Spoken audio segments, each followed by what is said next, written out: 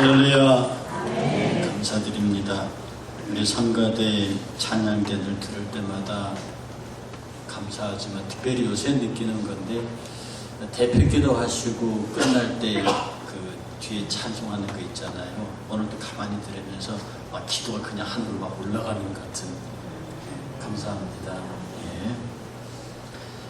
그럼 우리 이번 수요일 날 그 특강 오시는 분은 최문자 박사님은 우리나라의 대표적인 여류 작가세요. 여류 시인이십니다. 그래서 목회자가 아니고 시인으로 오셔서 10월달 문학 강좌하시는 거고, 지금 옛날에 그 엽성대학교 총장님 하셨죠. 그래서 신앙적인 강좌라 이런 것보다 교회 오래 다니시긴 하셔도 우리 기독교인의 문학적 사고에 관해서 이렇게 함께 얘기하실 생각이니까 많이 오셔서 10월에 문학적 가문에 한번 젖어보는 것도 크리스찬 문화에 관해서 여러분 시간 가져보시면 좋겠고요. 오늘 처음 나오신 분들 저희들 조금 어색하시겠습니다만은 꼭 예배 드리시고 함께 식사 나누고 돌아가셔서 저희 교회를 살펴보시면 고맙겠습니다. 할렐루야. 네, 감사드리고, 지난주에 제가 부산 중앙교회 집회 갔다 왔는데 황인동 목사님께서 기억하신 여러분들에게 안부 전하셨습니다. 감사하고요. 오늘 말씀은 아브라함이 하나님의 명령을 받고 갈대아 우르를 떠나서 그야말로 어디로 갈지를 알지 못하고 하나님이 지시할 땅으로 출발하는 그 첫 도상에 있는 이야기입니다. 굉장히 우리 교회의 구속자 속으로 굉장히 중요한 시점이고 새로운 역사가 시작되는 출발점이기도 합니다. 이 말씀을 이해하려고 하다가 제가 어떤 이야기가 생각이 났습니다. 제 경험이 생각났습니다. 몇 년 전에 가까운 분하고 이제 저녁에 한우 고기를 먹으러 들어갔어요. 근데 한우집을 찾는데 쭉 맛집이 있는데 한우 간판이 보여서 들어가다가 제가 딱 멈추고 이 집 가지 말자 그랬습니다. 이 가던 분들이 왜 가지 말자 그러니 한우집이 그리 많지는 않은데 들어가자. 근데 제가 왜 들어가지 말자 그러냐면요, 그 한우집 앞에 간판이 아주 귀엽게 생긴 송아지가요, 그렇게 이쁘게 생긴 송아지가 나이프와 포크를 딱 또 요러고 웃고 있는 거예요. 거기 들어가서 소고기 먹을 생각이 납니까? 그런 인간은 못된 인간이에요. 어떻게 그렇게 귀엽고 이쁜 걸 잡아먹어요.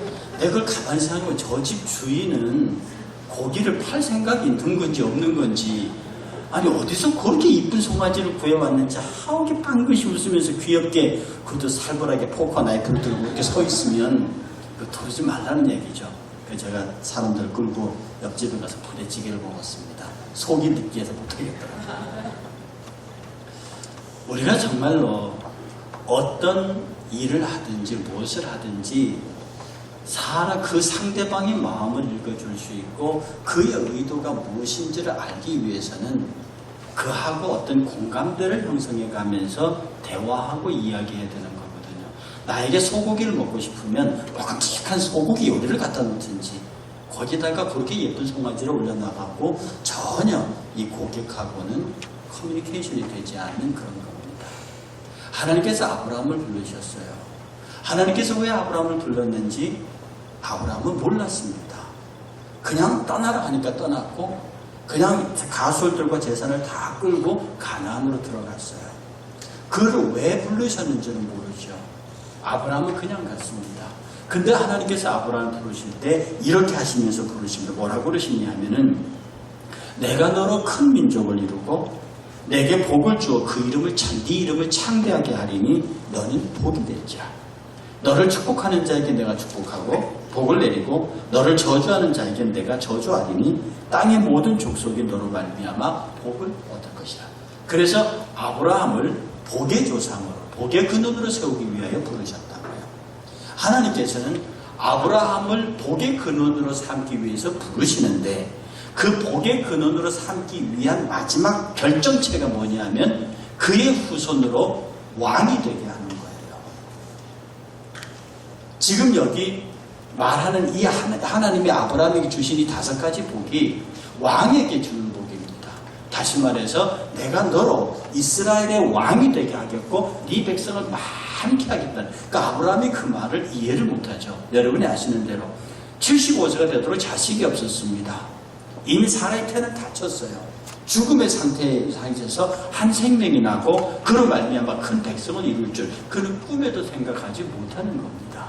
그런데 하나님께서는 그를 불러내서 그로 하여금 한 백성을 이루게 하고 거기에서 메시아가 나게 하고 거기서 구원의 역사를 이루는데 그 1차적인 목적이 뭐냐면 아브라함을 불러서 그의 후손으로 왕으로 삼게 하기 위함입니다. 이것을 잘라서 들어가면 하나님께서 여러분을 부르시는 것은 여러분을 왕으로 삼기 위해서 그런 것입니다. 마태복음 1장 1절에 가면 이 말씀이 구체적으로 족보로 설명되어 있는데요. 아브라함과 다윗의 자손 예수 그리스도의 세계라. 아브라함은 이삭을 낳고 이삭은 야곱을 낳고 야곱은 유다와 그의 형제를 낳고 유다는 다말에게서 베레스와 셀을 낳고 베레스는 람을 낳고 람은 아비나답을 낳고 아비나답은 나손을 낳고 나손은 살문을 낳고 살문 이렇게 쭉 족보가 내려갑니다. 그리고 그 족보를 14대로 딱딱 나누는데 아브라함부터 다윗까지가 14대요. 다윗부터 바벨론 포로까지가 14대요. 바벨론 포로부터 예수 그리스도까지가 14대라고 딱딱 자릅니다. 마태의 직업이 셀이거든요. 그러니까 직업적 본능이 발생했는지 몰라도 실제로 건재했던 왕들을 잘라버리는 빼버리는 왕도 있습니다. 족보 속에서 들어가야 분명히 족보상으로는 들어가야 할 사람들을 어떤 사람 빼버리면서 14대 14대 14 딱 맞춰놨습니다. 이 마태의 시각 속에는 하나님께서 아브라함을 부르신 것은 다윗 왕으로 하여금 왕으로 세우기 위함이었는데 그 다윗이 왕으로 섰는데 후손이 왕답게 살지 못해서 죄를 지어서 바벨론의 포로로 됐다. 나라가 망했다가 그 포로된 상태 속에서 있다가 예수 그리스도가 오셔서 다시 그 왕국을 회복하였다. 이 얘기를 지금 다윗이 하고 있는 겁니다. 이 다윗이 이 마태가 이 얘기를 하면서 오늘날 모든 그리스도인들은 자기가 있는 자리에서 주의 교회로 불림을 받아 하나님의 백성이 된 사람들 모두는 다 왕으로 불림을 받았다고 이 얘기를 하고 있는 겁니다. 지금 저와 여러분들은 그리스도 예수 안에서 왕으로 불린 사람들이에요.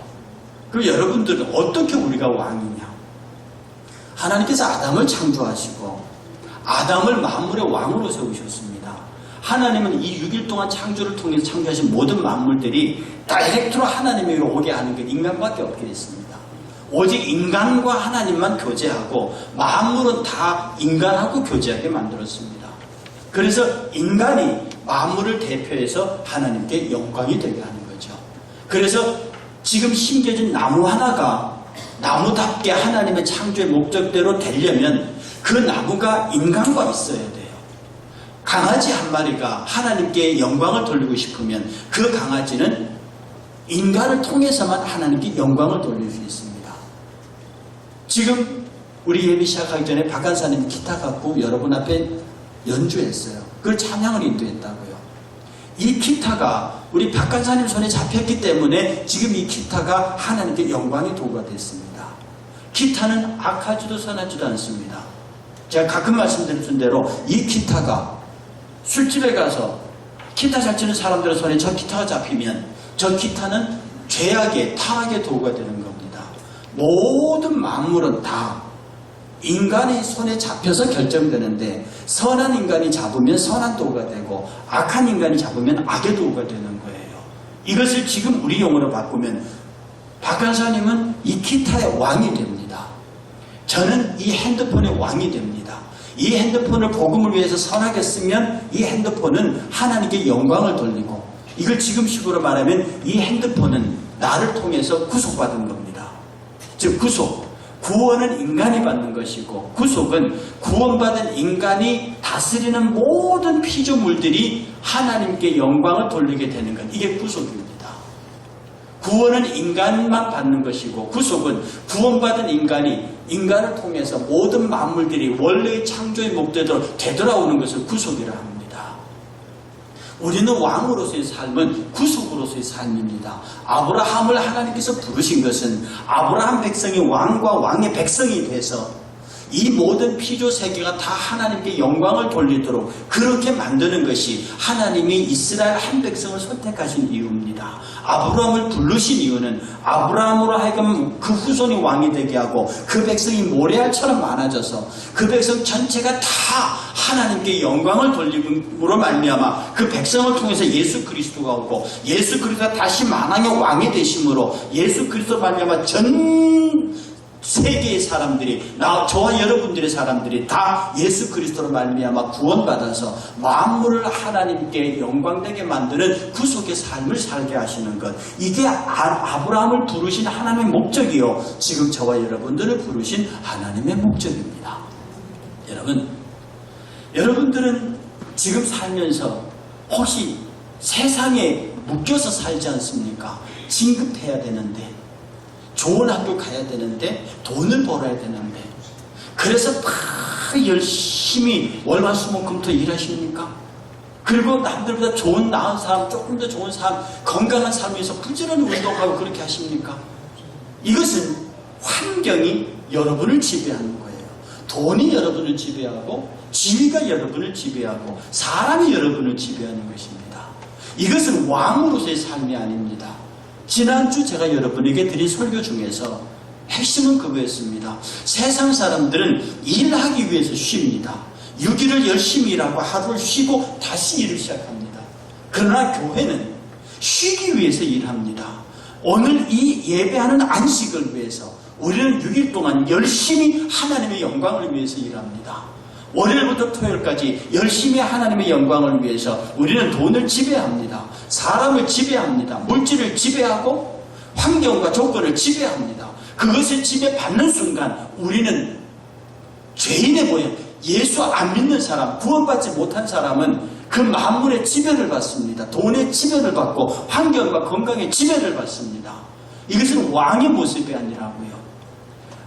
아브라함은 그 한 지역에 갇혀 있을 때는 여러 다른 부족으로부터 위협을 받고 그 부족의 경계를 벗어나면 생명의 위협을 받았습니다. 그러므로 그들이 그 경계를 넘어서서 다른 사람의 부족에 들어갔다는 것은 전쟁을 의미하는 것이고 최악의 그 죽음을 의미하는 것입니다. 우리가 세상을 떠나 나오는 것은 전쟁을 의미합니다. 세상과의 일전불사의 전쟁이죠. 그럼 우리가 세상으로부터 나와서 지금 이 교회 공동체를 이루는 것은 이 교회 공동체는 하나님의 나라입니다.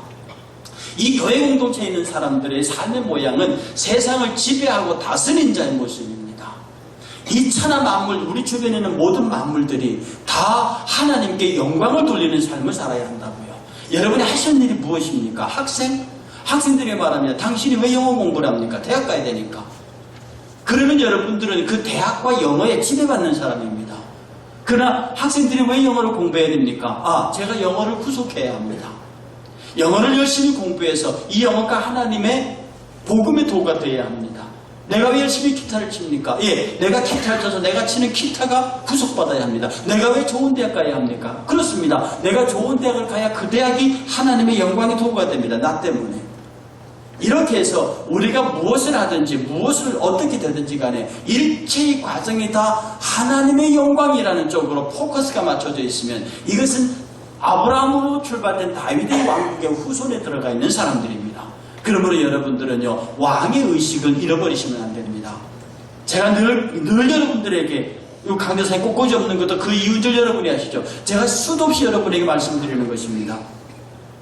세상 사람들은 자연 보호합니다. 환경 보호 운동합니다. 왜 합니까? 자연이 망가지고 환경이 망가지면 인간도 망가진대요. 어떻게 그게 말이 됩니까?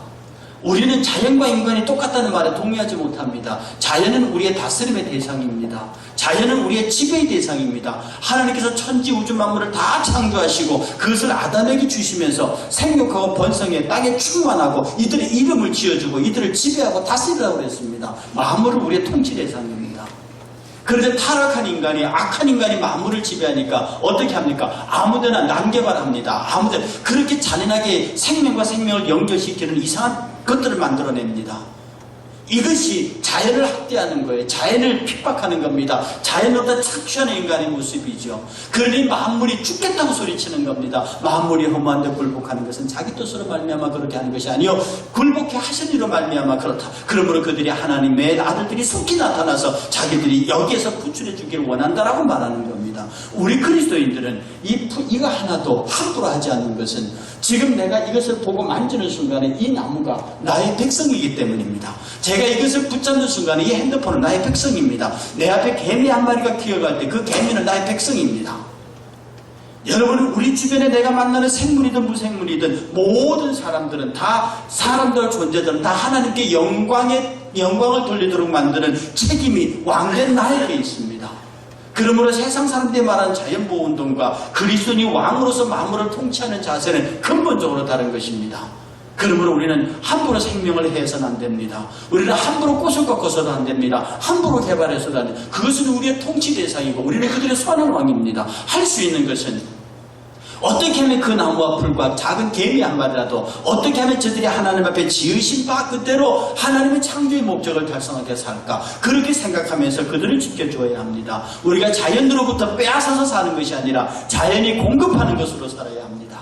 자연이 공급하는 것을 먹고 자연이 공급하는 것을 최소한으로 거두어서 드려야지, 인간의 탐욕과 인간의 허위의식을 위해서 자연과 생물을 함부로 해야 하는 것은 결코 하나님께서 우리에게 주신 창조의 법이 아닙니다.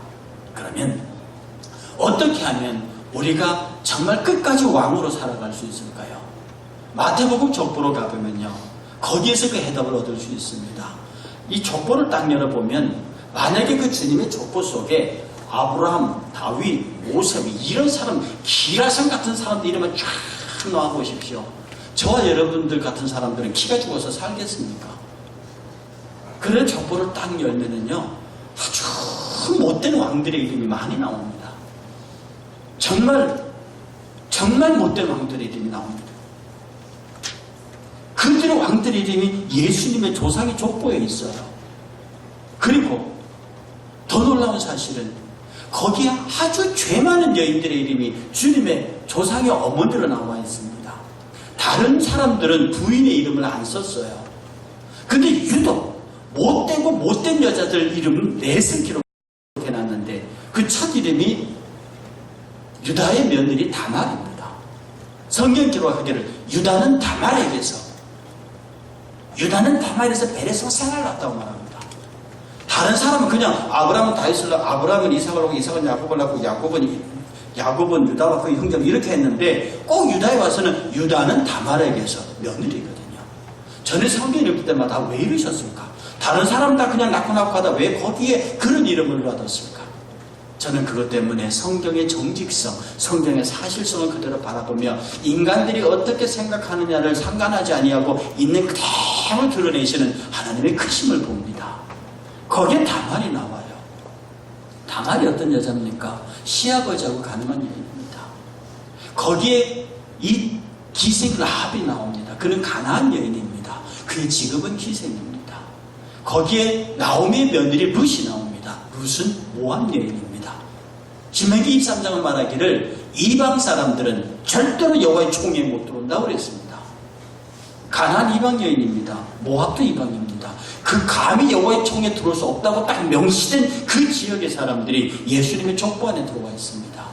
또 한 여인 바세바입니다. 성경은 기록하기를 우리아의 아내라고 기록되어 있습니다.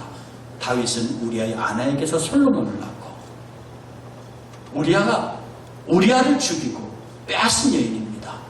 이 여인들의 이름이 족보 안에 있어요. 이것은 무엇을 의미합니까?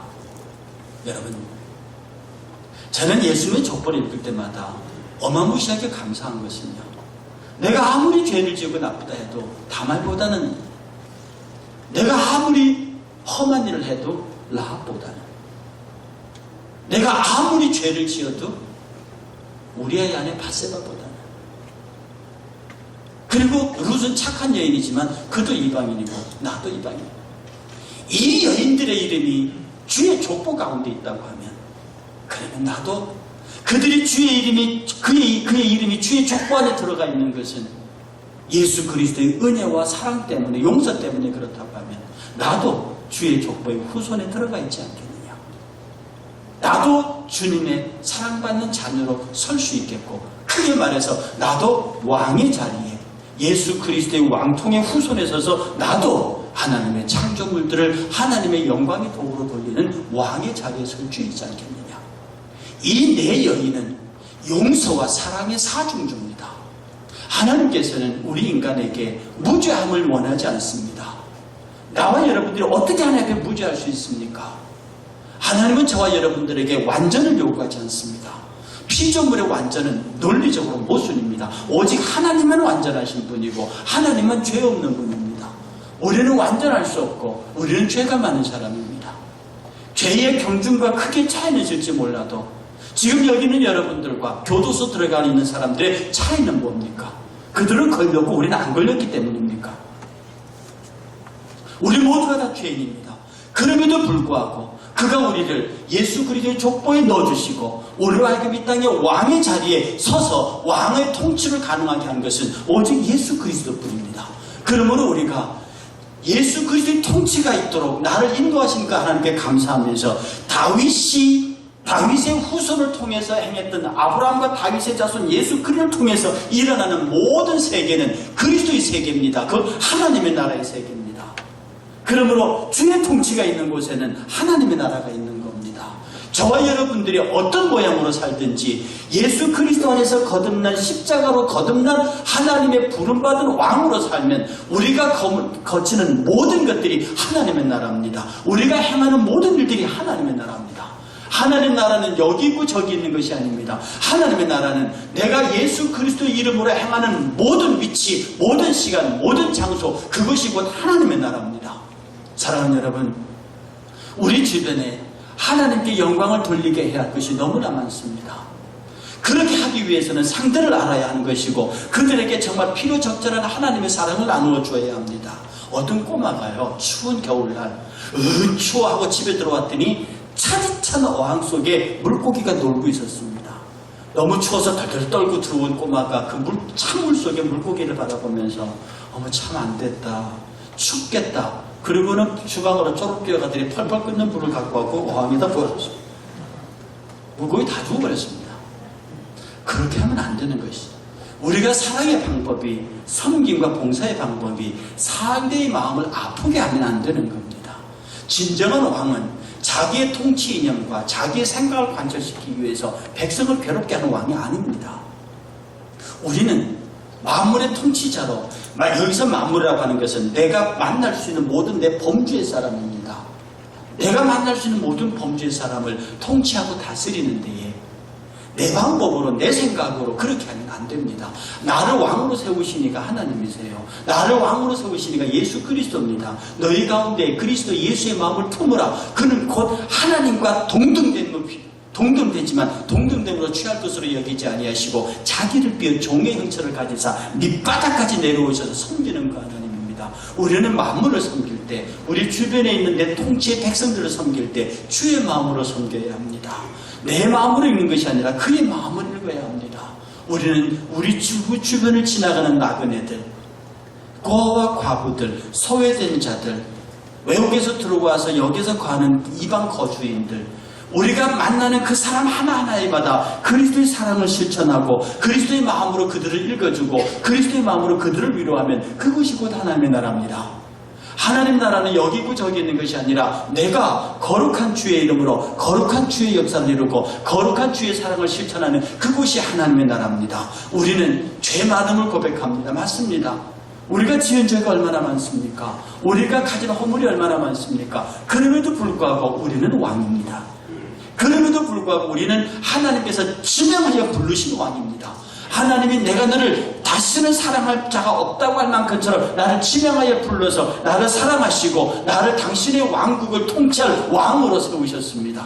그 통치가 우리에게 이루어질 때 우리는 정말로 선한 통치자여야 합니다. 연약하고 소외되고 보잘것없고 부족하고 울고 있는 그들 옆에 서서 그들이 정말로 하나님의 사람이 될 수 있도록 도와야 하고 우리 주변에 흩날리는 종이 하나조차도 하나님이 내게 맡기신 통치물로 여겨서 그 종이가 하나님의 영광을 위해서 쓰이도록, 여러분이 쓰는 볼펜 하나가 하나님의 영광을 위해서 쓰이도록, 여러분이 경험하는 모든 일 하나하나가 다 하나님의 영광을 위해서 쓰이도록 오직 하나님의 나라를 위하여 여러분은 삶의 전부를 모아야만 합니다. 이것이 오늘 우리를 향하신 하나님의 뜻입니다. 이것이 아브라함을 불러내서 왕국을 건설하게 하시고 그 후손으로 하여금 왕이 되게 하시고 그 백성이 되게 하신 이유입니다. 그 백성을 통해서 예수 그리스도를 보내신 이유입니다. 그리스도가 우리의 구세주가 되신 이유입니다. 우리가 죽어 영원한 하나님 나라에 들어가기 전까지 우리는 이 땅에서 하나님께서 세우신 왕국으로 하나님께서 세우신 왕으로 살아야 합니다. 절대로 세상에 굴복하지 마십시오.